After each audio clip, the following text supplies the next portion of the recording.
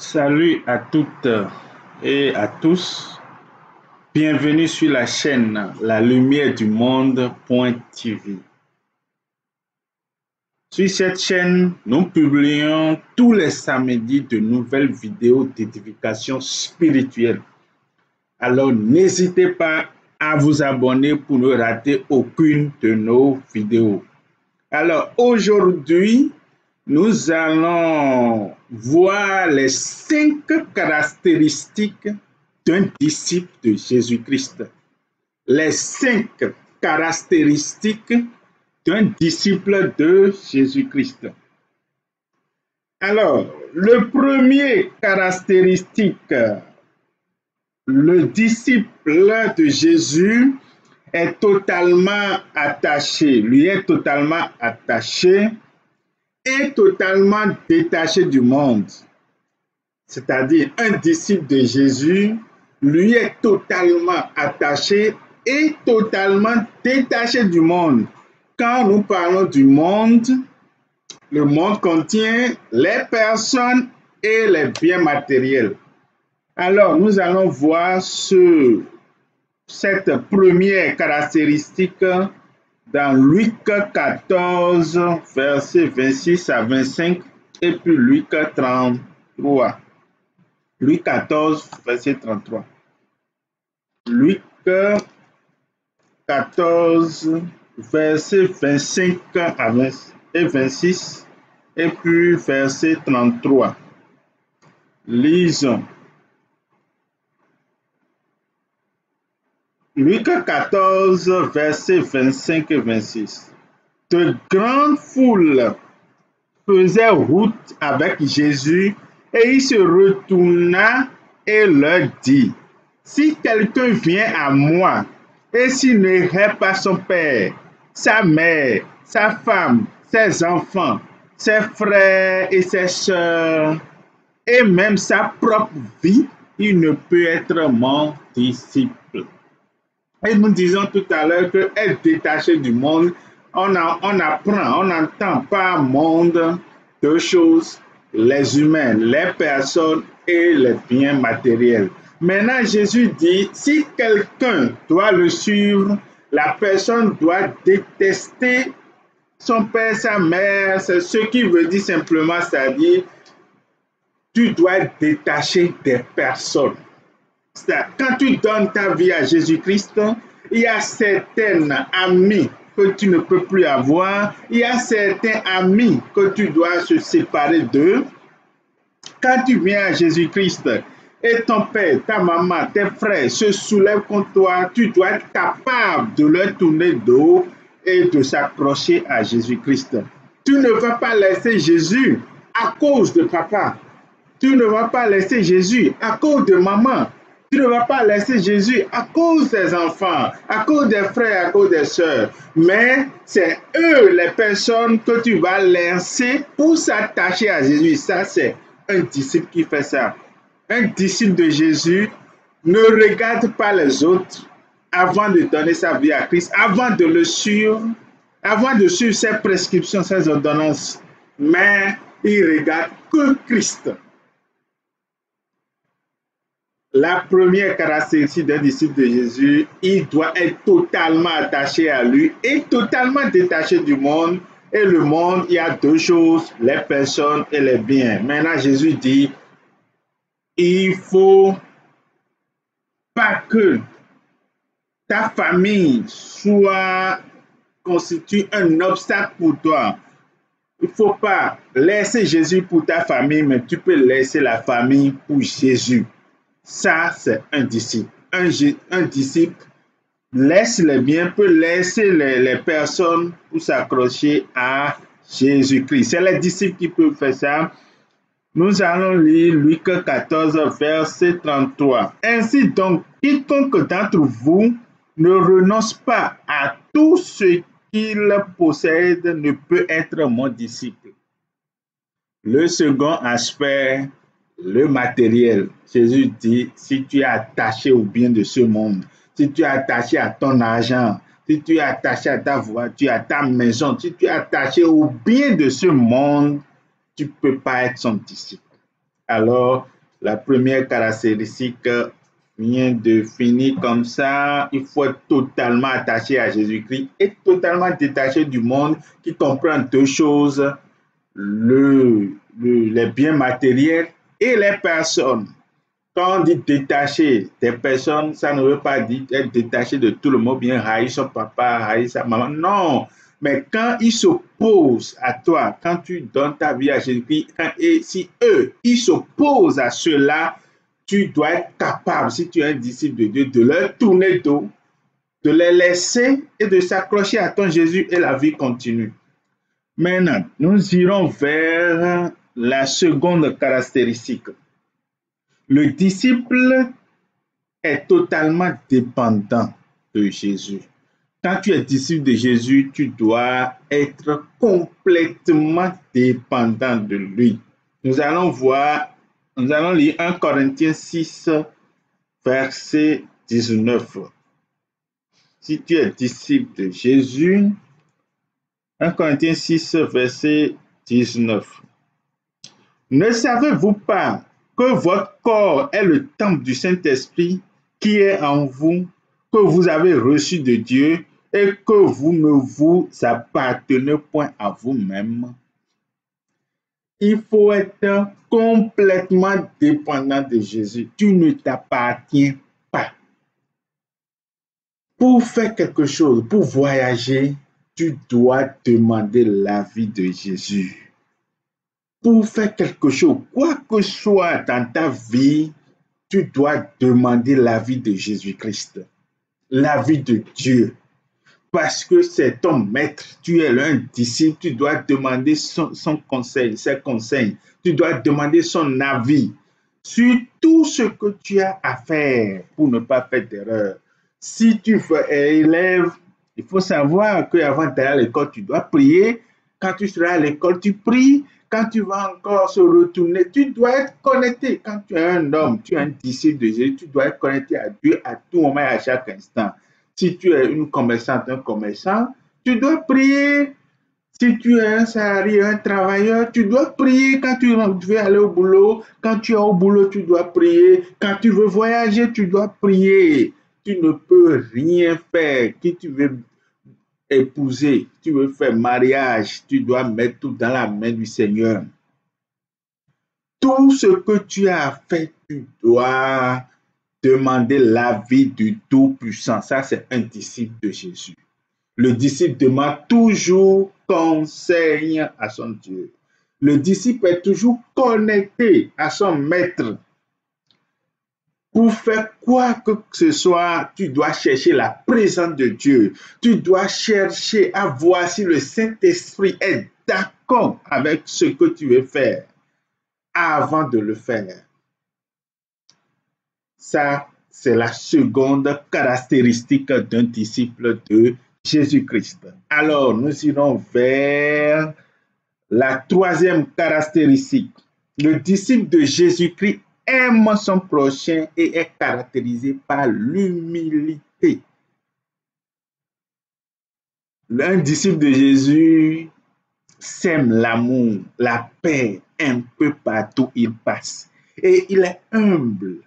C'est la troisième caractéristique d'un disciple de Jésus-Christ. Il est humble, il sème la paix partout où il passe. Il sème l'amour partout où il passe. Et en définition de l'amour, Jésus nous a donné l'exemple de Luc 10, verset 30 à 35. Et l'exemple du Samaritain, Luc 10, verset 30 à 35. Jésus reprit la parole et dit, un homme descendait de Jérusalem à Jéricho. Il tomba au milieu des brigands qui le dépouillaient, le chargeaient de coups et s'en allaient, le laissant à demi-mort. Un sacrificateur qui par hasard descendait par le même chemin avait vu cet homme passer outre. Un lévite qui arriva aussi dans ce lieu l'ayant vu passa outre, mais un samaritain qui voyageait étant venu là, fut ému de compassion lorsqu'il le vit. Il s'approcha et banda ses plaies en y versant de l'huile et du vin, puis il le mit sur sa propre monture, le conduisit à une hôtellerie et prit soin de lui. Le lendemain, il tira 2 deniers, les donna à l'autre et dit, aie soin de lui, et ce que tu dépenseras de plus, je te le rendrai à mon retour. Pour expliquer l'amour, Jésus donne l'exemple de ce Samaritain. C'est ça l'amour. Un disciple de Jésus doit semer l'amour partout où il passe, doit semer la paix, doit être humble. Tout ça est ensemble. L'amour, l'humilité, la paix, tout ça est ensemble et ça fait un. Alors, nous venons de finir avec la 3e caractéristique. Allons vers la 4e caractéristique d'un disciple de Jésus-Christ. Un disciple de Jésus annonce la bonne nouvelle. Un disciple de Jésus travaille pour le royaume de Dieu. Tu ne peux pas dire que tu suives Jésus, que Jésus est ton maître et ne pas annoncer la bonne nouvelle.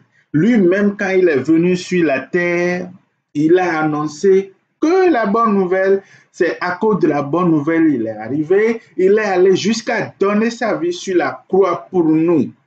Et parlant d'amour, c'est lui la preuve de l'amour même. Parlant de l'humilité, il est aussi l'exemple, puisque étant au même niveau, au même titre que Dieu, il a accepté porter une chair pécheresse pour venir nous sauver, souffrir dans cette chair.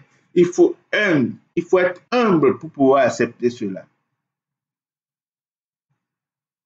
Il a donné sa vie sur la croix. Il est mort au 3e jour. Dieu le Père l'a ressuscité des morts. Il s'est chargé de nos péchés, de nos malédictions, de nos souffrances. Tu dois croire en cela. Un disciple de Jésus est annonceur de la bonne nouvelle. Un disciple de Jésus travaille jour et nuit pour le royaume de Dieu. Tu ne peux pas être disciple d'un royaume. Tu ne peux pas être ambassadeur d'un royaume et prêcher contre ce royaume. Alors, un disciple œuvre à tout moment, à chaque instant, pour la bonne nouvelle. Il met son argent, il met son temps, il met son énergie, il met lui-même tout complet dans la bonne nouvelle, dans la propagation de la parole de Dieu. Ça, c'est la 4e caractéristique d'un disciple de Jésus-Christ. Nous allons lire, pour appuyer ce que nous venons de dire, nous allons lire dans Matthieu 28. Matthieu 28, verset 18 à 20. Matthieu 28, 18 à 20. Jésus s'était approché au moment où Jésus voulait laisser les disciples, il est mort, il est ressuscité, il voulait partir. Il a parlé aux disciples et qu'est-ce qu'il leur a dit? Jésus s'était approché, leur parlant ainsi. Tout pouvoir m'a été donné dans le ciel et sur la terre. J'ai tout le pouvoir sur la terre et dans le ciel. Allez, faites de toutes les nations des disciples, les baptisant au nom du Père, du Fils et du Saint-Esprit, et enseignez-les à observer tout ce que je vous ai prescrit. Et voici, je suis avec vous tous les jours jusqu'à la fin du monde. Alors, c'est ça, il a dit, allez, c'est ça. Quand tu es disciple de Jésus, tu dois œuvrer pour le royaume, tu dois œuvrer pour la propagation de la bonne nouvelle, tu dois chercher le bien des autres et tu feras d'eux des nouveaux disciples pour le Seigneur Jésus-Christ. Alors, nous allons aller vers la 5e caractéristique. Les disciples de Jésus-Christ attendent son retour. Les disciples de Jésus-Christ, ils ont dans l'esprit que leur maître doit revenir pour les prendre. Luc 12, verset 35 à 40. Nous allons lire Luc 12. Luc 12, verset 35 à 40. Luc 12, verset 35 à 40. Que vos reins soient sains et vos lampes allumées et vous soyez semblables à des hommes qui attendent que leur maître revienne des noces, afin de lui ouvrir dès qu'il arrivera et frappera. Heureux ces serviteurs que le maître, à son arrivée, trouvera veillant. Je vous le dis en vérité, il se scindra, les fera mettre à table et s'approchera pour les servir. Qu'il arrive à la deuxième ou à la troisième veille, heureux ces serviteurs s'ils les trouvent veillants. Sachez-le bien, si le maître de la maison savait à quelle heure le voleur doit venir, il veillerait et ne laisserait pas percer sa maison. Vous aussi tenez-vous prêts, car le Fils de l'homme viendra à l'heure où vous n'y penserez pas. Alors, les disciples de Jésus-Christ attendent son retour et il faut qu'ils soient prêts à tout moment et à chaque instant. Alors, récapitulons rapidement les 5 caractéristiques d'un disciple de Jésus-Christ. Le premier caractéristique, un disciple est totalement attaché à Christ et totalement détaché du monde, c'est-à-dire des personnes et des biens. Tout ce qui va l'empêcher, tout ce qui va le freiner dans sa marche avec Christ, il abandonne. Deuxièmement, le disciple est totalement dépendant de Dieu. Il ne fait rien derrière le maître. Il est connecté à lui à tout moment et à chaque instant. Troisièmement, le disciple sème l'amour partout. L'amour, l'humilité et sème la paix partout. Il est porteur de paix. Il sème l'amour et il est humble. Quatrième caractéristique, le disciple de Jésus est annonceur de la bonne nouvelle. Il participe à la propagation du royaume. Il œuvre pour la bonne marche de l'évangile. Alors, cinquième et dernière caractéristique d'un disciple de Jésus-Christ, les disciples de Jésus attendent son retour et sont prêts à tout moment et à chaque instant. Merci d'avoir écouté cette vidéo. Que le Seigneur vous bénisse davantage. Si vous n'êtes pas encore abonné à la chaîne, alors n'hésitez pas à vous abonner. Ciao!